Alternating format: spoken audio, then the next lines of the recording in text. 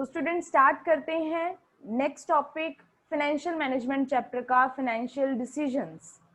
कि अगर आप लोग ये सोचने वाले हो, ये डिसीजन ले रहे हो कि पैसा कहाँ से लेके आओगे और उस पैसे को किस तरीके से आप लोगों ने यूज करना है, तो हमारे यहाँ पे बेसिक 3 डिसीजन आते हैं। ठीक है, जब हम लोगों ने पैसे के साथ रिलेटेड डिसीजन लेने हैं तो 3 फैक्टर्स मेन आएंगे। उसमें से फर्स्ट फैक्टर हमारा है इन्वेस्टमेंट डिसीजन। ब्रैकेट में लिख लो, इसको हम लोग कैपिटल बजटिंग डिसीजन भी कहते हैं। समटाइम्स पेपर में आ जाता है कि कैपिटल बजटिंग क्या है, तो तुम लोगों ने प्लीज कंफ्यूज मत होना, 2 मार्क्स के लिए एक बार पेपर में आया भी था कि कैपिटल बजटिंग डिसीजन होता क्या है। It means investment decision. और कल की वीडियो में भी मैंने ये चीज एक्सप्लेन करी थी, पॉइंट में भी ये बताया था कि इन्वेस्टमेंट डिसीजन जब भी आप लोग कोई पैसा एसेट्स में लगाते हो, कौन सी एसेट्स में, लॉन्ग टर्म एसेट्स में, ठीक है, तो उस डिसीजन को, उस पूरे पैटर्न को क्या कहते हैं, कैपिटल बजटिंग डिसीजन। अब पढ़ते हैं इन्होंने क्या लिखा है। जो भी कहते हैं आप लोगों के फ्री रिसोर्सेज, आइडल रिसोर्सेज पड़े हैं, आप उनको कहीं ना कहीं तो यूज करोगे। फॉर एग्जाम्पल मेरे घर पे 10 लाख 20 लाख रुपया पड़ा है, क्या वो मुझे रिटर्न दे रहा है?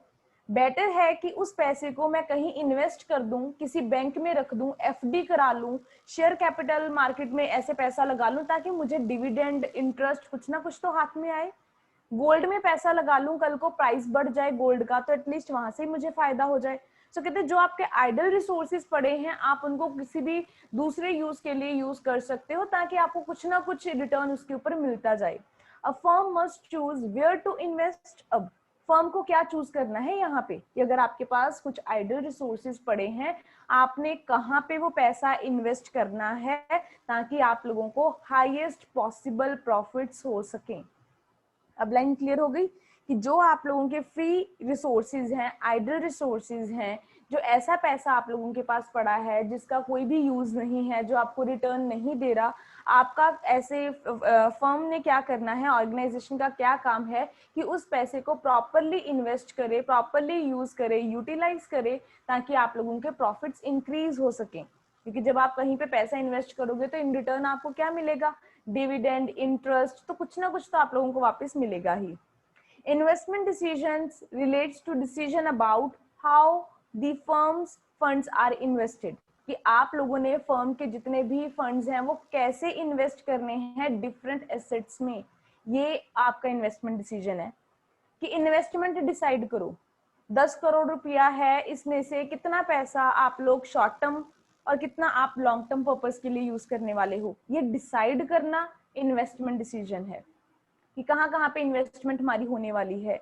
इसमें बेसिकली 2 ही कंपोनेंट्स आते हैं, एक है वर्किंग कैपिटल डिसीजन, एक है कैपिटल बजटिंग डिसीजन। अगर आप लोगों की बुक में, मुझे जहां तक याद है, उन्होंने स्टार्टिंग में एक डायग्राम बनाया हुआ है, वहां पे लिखा है कि जो आप लोगों का इन्वेस्टमेंट डिसीजन है उसमें हम लोग 2 चीजों की बात करते हैं, वर्किंग कैपिटल की और कैपिटल बजटिंग की। वर्किंग कैपिटल सब बच्चों को पता है कि वर्किंग कैपिटल हमेशा किसको कहते हैं, जब हम करंट एसेट्स की बात करते हैं, करंट मतलब शॉर्ट टर्म इन्वेस्टमेंट्स की बात करते हैं, तो वहां पे अगर आप पैसा लगा रहे हो तो वो हमारा कैपिटल बजटिंग डिसीजन है। अगर आप कुछ पोर्शन अपने फंड्स का लगाओगे लॉन्ग टर्म एसेट्स में तो वो कहाँ पे हमारा आ जाएगा, capital budgeting decision. Long term assets मतलब हमारी बिल्डिंग, प्रेमिसेस, कोई हमने वैसे जैसे लॉन्ग टर्म इन्वेस्टमेंट्स होती है ना, जैसे किसी कंपनी में पैसा लगाना, तो ये वो सारा डिसीजन किस में आ जाएगा, कैपिटल बजटिंग डिसीजन में। आपने बजट प्रिपेयर करना है ताकि आपको रिटर्न प्रॉपरली मिले। सो यहाँ तक ये हमारा है इन्वेस्टमेंट डिसीजन कि इन्वेस्टमेंट कहाँ कहाँ पे करनी है, शॉर्ट टर्म में करनी है, लॉन्ग टर्म में करनी है, ये सब कुछ डिसाइड यहाँ पे करेंगे। नेक्स्ट हमारे पास आता है फाइनेंशियल डिसीजन या फाइनेंसिंग डिसीजन। अब यहाँ पे एक चीज है कि जब हमने एसेट की बात करनी थी हमने कर ली कि एसेट लॉन्ग टर्म है या शॉर्ट टर्म है, उसमें पैसा लगाना। अब मैं बात कर रही हूँ फाइनेंसिंग की, पैसे की बात कर रही हूँ सिर्फ। ठीक है, मैंने यहाँ पे ये नहीं कहा कि मैं जो पैसा लगा रही हूँ मैं किसी एसेट में लगा रही हूँ, मतलब मैं किसी बिल्डिंग में लगा रही हूँ, किसी लैंड पे पैसा लगा रही हूँ, नहीं।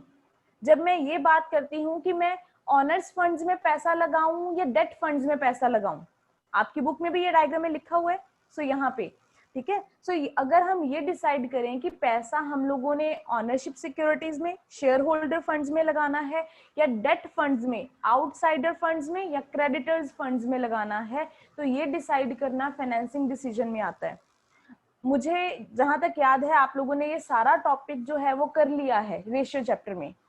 सो आप लोगों को अब थोड़ा सा क्लैरिटी ज्यादा होगी कि ऑनरशिप फंड के लिए हम और कौन कौन से वर्ड्स यूज करते हैं। ठीक है, ऑनरशिप फंड हो जाता है यहाँ पे, और हमारा यहाँ पे एक वर्ड है share holder funds.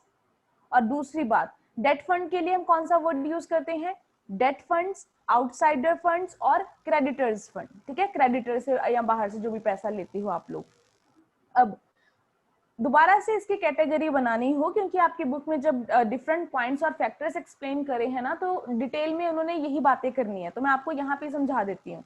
Share holder funds में कौन सा पैसा आता है? इक्विटी, शेयर्स का पैसा। ठीक है, तो अगर आपका कोई रिजर्व्स और सरप्लस है, आप यही करते हैं शेयर होल्डर फंड निकालते टाइम, इक्विटी प्लस आपका सरप्लस है या रिजर्व्स है, जो आपके पैसा है, आपने बाहर से नहीं लिया। सरप्लस आपका है, आपने पैसा कमाया था। रिजर्व आपने अपने प्रॉफिट में से पैसा बचा के रखा है, आप बाहर से बोरो नहीं कर रहे हो, तो वो हमारा शेयर होल्डर ऑनर्स का फंड है। नेक्स्ट आता है डेट। डेट उधार लिया है। उधार कहाँ से लेते हैं हम लोग? डिबेंचर से उधार लिया है हमने, कोई लॉन्ग टर्म लोन लिया था हम लोगों ने। ठीक है, क्रेडिटर्स, ये हमारा जो है वो डेट फंड्स में कैटेगराइज्ड होता है। ठीक है, सो ये दो चीजें हैं हमारी। हम लोगों ने ये डिसाइड करना है कि हम लोग जो पैसा ले वो शेयर होल्डर का पैसा ले या फिर डेट का पैसा ले। अब मैं आपको यहाँ पे एक चीज बताती हूँ, पहले मैं 2 लाइनें पढ़ दूं, फिर मैं आपको बताती हूँ कि कैसे एक फर्म डिसाइड करेगी कि मैं अपना पैसा यूज करूं, और कैसे एक फर्म ये डिसाइड करेगी कि मैं अपना पैसा नहीं यूज करूंगा, मैं बाहर का पैसा यूज करूंगा। पहले हम ऊपर से मीनिंग पढ़ते हैं कि उन्होंने ये लिखा है कि हम लोग यहाँ पे क्या डिसाइड करते हैं? Composition of funds from various long term sources. ठीक है, यानी कि जितने भी लॉन्ग टर्म सोर्सेज हैं उनकी, वो कैसे पैसा लोगे आप, कितना पोर्शन आपका डेट होएगा, कितना पोर्शन आपका इक्विटी का होएगा। और आपने ये पढ़ा होएगा ideal ratio debt equity ratio कितनी होनी चाहिए? 2:1। ज्यादा पैसा बाहर का होना चाहिए और कम पैसा कहाँ का होना चाहिए? आपका। यही रेशियो पढ़ते हैं ना तुम लोग, कि बाहर का 2%। फॉर एग्जाम्पल अगर आपने बाहर से 10,000 रुपये लिए ना, तो अपना पैसा आप सिर्फ 5,000 यूज करो, ये आइडल रेशियो कहती है। बाकी आप लोग डिटेल में हम लोग आगे साथ साथ में करते जाते हैं। सो यहाँ पे कहते हैं कॉम्पोजिशन है फंड्स की, कि कितना पैसा आप बाहर से लेने वाले हो, कितना अपना पैसा यूज करोगे, हम ये डिसाइड करेंगे। लॉन्ग टर्म सोर्सेज इसलिए लिखा है क्योंकि हम लोग यहाँ पे शॉर्ट टर्म सोर्सेज के साथ अभी डील नहीं करेंगे। आगे, फाइनेंसिंग डिसीजन में 2 चीजें इन्वॉल्व होती हैं। अब जो मैंने अभी चीज आप लोगों से बात करी है कि क्या आप लोगों ने ऑनरशिप और बोरोड फंड इनका कॉम्बिनेशन यूज करना है, या सारे का सारा पैसा अपना यूज करोगे, या सारे का सारा पैसा बाहर का यूज करोगे। फॉर एग्जाम्पल हमने कोई एबीसी कंपनी बनाई है, अब उस कंपनी में हम सारे का सारा पैसा अपना यूज करने वाले हैं, हम इतने अमीर तो है नहीं। अगर सारे का सारा पैसा अपना यूज कर लेंगे, अगर कल को हमें नुकसान हो गया तो हमारा पैसा डूब गया सारा।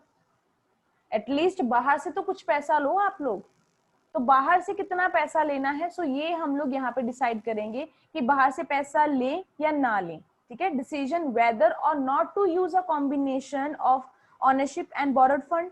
और सेकेंडली फैक्टर क्या डिसाइड करना है? अगर कहते कॉम्बिनेशन डिसाइड करोगे आप लोग, ऑनरशिप और बोरोड फंड्स आपने लेने हैं, तो उसकी रेशियो क्या होनी चाहिए? प्रिसाइज रेशियो क्या होनी चाहिए? 2:1। ज्यादा 2 गुना क्या लेना है? बाहर का पैसा। कम कौन सा लेना है? अपना पैसा। अब मैं बार बार हम लोग ये कही जा रहे हैं कि बाहर का पैसा ज्यादा लो, अपना पैसा कम लो, क्यों? अब इसकी यहाँ पे एक्सप्लेनेशन दी है इन्होंने। डेट इन्वॉल्व्स फाइनेंशियल रिस्क, और यहाँ पे हमारा कोई फाइनेंशियल रिस्क है ही नहीं। ध्यान से समझिएगा इस बात को, क्योंकि सारा चैप्टर इसी बेसिस के ऊपर है। मतलब अगर ये चीजें नहीं समझ में आएंगी तो चैप्टर नहीं समझ में आने वाला। अब उन्होंने कहा है कि डेट में यहाँ पे फाइनेंशियल रिस्क है। डेट को हमें क्या देना पड़ता है? Payment of interest. और ये क्या है हमारे लिए? कंपल्सरी है। क्या आप लोग कल को, जैसे हमारे पास हमें कोई नुकसान होता है, हम लोगों ने बैंक से लोन लिया, ठीक है, डेट में तो मैंने ये बोला है ना कि long term loan from bank और डिबेंचर्स ये सारे इंक्लूड होते हैं, इनको हमें क्या पे करना पड़ता है? इंटरेस्ट देना पड़ता है। कल को मेरे घर में पैसा नहीं है तो क्या मैं बैंक वालों को ये कह सकती हूँ कि मेरे पास इस बार सैलरी नहीं आई या मुझे प्रॉफिट नहीं हुआ तो मैं आपका लोन का जो भी रीपेमेंट है या जो भी इंटरेस्ट ब्याज देना मैं ना दूं? देना पड़ेगा ना, हर हालत में देना पड़ेगा। सो यहाँ पे आपको कहते हैं फाइनेंशियल रिस्क है, risk of default on payment of interest है कि अगर पैसा हम ना दे पाए तो डिफॉल्ट हो जाएगा, क्योंकि उनको तो कंपल्सरी पेमेंट करनी ही पड़ेगी।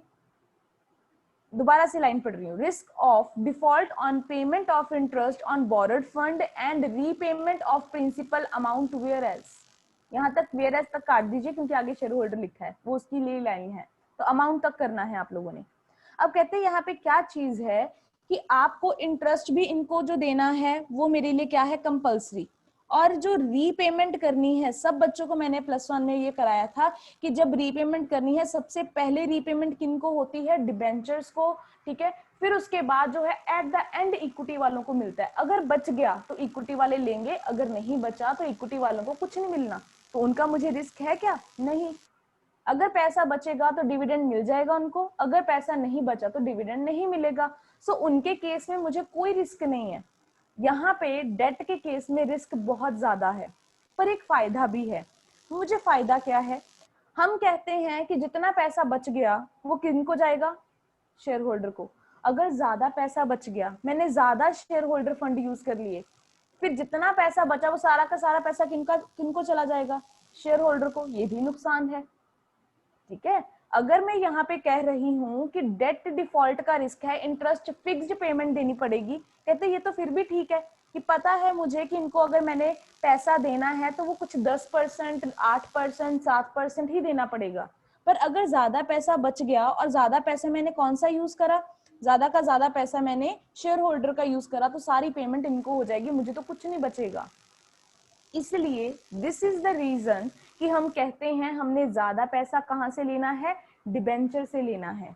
नो डाउट फाइनेंशियल रिस्क हमारी ज्यादा हमें ज्यादा है वहां पे, पर एटलीस्ट उनको फिक्स्ड पेमेंट ही देनी है हमने, उनको इतना ज्यादा नहीं बचेगा। दूसरा रीजन, एक रीजन मैंने कौन सा दिया कि अगर ज्यादा पैसा बच गया, अगर हमने डेट ना लिया, शेयर होल्डर ज्यादा ले लिया, ठीक है, अगर मैंने पैसा शेयर होल्डर से ज्यादा ले लिया तो सारे का सारा जो पैसा बचेगा एक तो शेयर होल्डर को चला जाएगा, पहला नुकसान। अगर मैंने डेट ना लेके शेयर होल्डर फंड लिया ज्यादा तो दूसरा नुकसान मुझे ये है कि शेयर होल्डर के पास होती है वोटिंग पावर। पता है ना सबको कि वो मीटिंग अटेंड करते हैं, वो हमारे ऑनर बन जाएंगे, वो फिर डोमिनेट करेंगे। कहते ये तो बहुत ज्यादा रिस्क है। इन दोनों रिस्क से बचने के लिए मुझे क्या करना है, पैसा बाहर से लेना है। एटलीस्ट मुझे बर्डन तो कोई नहीं है ना कि वो मुझे इंटरफेयर करेंगे मेरी मैनेजमेंट में। उनको फिक्स्ड पैसा दिया और वो चले गए, दैट्स इट। सो इसलिए हम कहते हैं कि हम लोगों ने जुडिशियस मिक्स जो है डेट इक्विटी का यूज करना है, ना ज्यादा डेट लेना है ना ज्यादा इक्विटी लेनी है। इक्विटी ज्यादा लोगे तो कंट्रोल उनके हाथ में चला जाएगा, हमारा तो कोई कंट्रोल रहेगा ही नहीं। अगर डेट बहुत ज्यादा ही ले लिया तो बहुत ज्यादा हमें उनको इंटरेस्ट देना पड़ेगा, ये भी नुकसान है।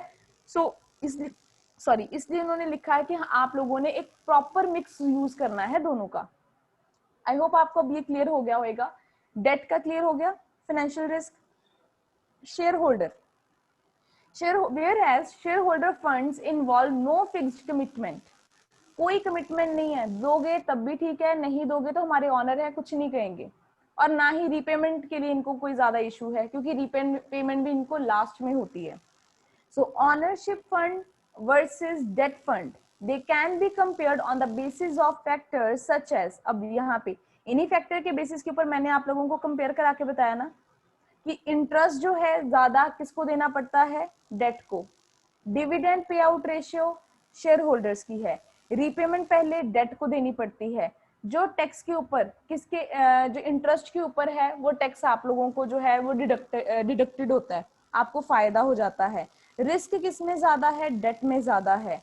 यहाँ पे ये सारी चीजें हम लोग देखने के बाद ये डिसाइड करेंगे कि हम लोगों ने ज्यादा पैसा बाहर का लेना है या ज्यादा पैसा अपना यूज करना है। सो डोंट वरी, जो मैंने अभी लास्ट में लाइंस अंडरलाइन करी हैं, नेक्स्ट वीडियो में हम लोगों ने यही डिस्कस करना है कि फैक्टर इफेक्टिंग कौन कौन से हैं। तो एक एक पॉइंट उठा के हम लोग इसको डिटेल में डिस्कस करेंगे।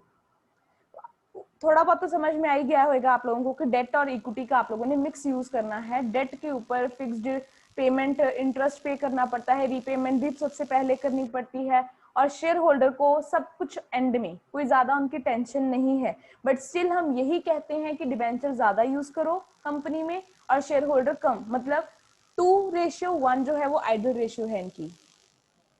नेक्स्ट जो और लास्ट हमारा जो डिविडेंड डिसीजन है, डिविडेंड डिसीजन में हम लोगों ने ये पढ़ना है कि डिविडेंड दिया जाए, ज्यादा दिया जाए या कम दिया जाए। ठीक है, क्योंकि एसेट की बात हमने कर ली, पैसे की बात हमने कर ली, अब पेमेंट की बारी आई है। पेमेंट में हम लोगों ने क्या डिसाइड करना है, पहली इन्होंने जो डेफिनेशन दी है वो है डिविडेंड की डेफिनेशन दी है, और डिविडेंड डिसीजन इन्होंने थर्ड पॉइंट पे एक्सप्लेन करा है। ठीक है, सो मैं एक एक चीज करके एक्सप्लेन करती हूँ। फर्स्ट, डिविडेंड क्या होता है, आपके डिविजिबल प्रॉफिट्स का पोर्शन होता है जो आप किनको डिस्ट्रीब्यूट करते हो, ऑनर्स को डिस्ट्रीब्यूट करते हो। ठीक है, सो ये उनकी करंट इनकम होती है शेयर होल्डर्स की। ये तो डिविडेंड की डेफिनेशन हो गई। रिटेन्ड अर्निंग्स क्या होती हैं, जो पैसा सब कुछ पे करने के बाद आपके पास बचता है उसको संभाल के रखते हो। So profit portion of profit kept in that is reinvested in the business for the, I think ये दोबारा से आ गया, reinvested in the business, that's it. So कहते हैं ये आपका रिटेन्ड अर्निंग क्या है, जो पैसा आप लोग प्रॉफिट से बचा के रखते हो और अल्टीमेटली वो पैसा किसके लिए यूज करते हो, बिजनेस के लिए। और लास्ट में डिविडेंड डिसीजन एक्चुअल में मीनिंग क्या है, अब कंपनी ने कहते हैं ये डिसाइड करना है whether to distribute earning to shareholder as dividend. कहते हैं या तो कंपनी क्या करे, कंपनी के पास दो ऑप्शन है, या तो सारे का सारा पैसा जो बचा है वो शेयर होल्डर को डिस्ट्रीब्यूट कर दे, फिर कहते तुम्हारे पास प्रॉफिट नहीं बचेगा, या फिर कंपनी के पास दूसरी ऑप्शन क्या है, रिटेन्ड अर्निंग कंपनी की रख ले। अब ये भी डिसाइड करना हमारे ऊपर है, या तो हम सारा पैसा शेयर होल्डर को दे दें या फिर कुछ पैसा बचा के रख लें। अब ये कैसे डिसाइड होएगा, ये यहाँ पे लिखा नहीं है बट मैं आपको समझा रही हूँ। अगर तो कहते कंपनी ने फ्यूचर में कुछ भी और री इन्वेस्ट नहीं करना, कोई कंपनी ने और division, unit, business, company, branch नहीं बनानी, तो कहते फिर हमें पैसा रखने की क्या जरूरत है, फिर ऐसे करो सारे का सारा पैसा लोगों को बांट दो। पर अगर आपको लगता है कि फ्यूचर में आपने कुछ ना कुछ ग्रोथ करनी है, कोई ब्रांच बनानी है, कोई आपने रिसर्च के ऊपर पैसा खर्च करना है, फिर कहते सारा पैसा बांटो नहीं, फिर आप क्या करो, कुछ पैसा अपने पास एज ए रिटेन्ड अर्निंग रखो और फिर डिविडेंड आप लोग कम दोगे शेयर होल्डर्स को। सो यहाँ पे क्या डिसाइड करना है कि डिविडेंड शेयर होल्डर्स को ज्यादा मिले या डिविडेंड शेयर होल्डर्स को कम मिले, ये डिपेंड करता है कि आपका फ्यूचर प्लान क्या है। ठीक है, सो आप लोगों ने ये करना क्या है, जो हम लोगों ने इतने टॉपिक करे हैं ये तीनों, फाइनेंसिंग, इन्वेस्टमेंट और डिविडेंड, हमने सिर्फ ये डिसाइड करना है कि पैसा लगाएं या ना लगाएं। अगर लगाएं तो लॉन्ग टर्म में कितना लगाएं और शॉर्ट टर्म में कितना लगाएं, तो ये डिसाइड करना, ये सब कुछ हम फाइनेंशियल मैनेजमेंट में करते हैं।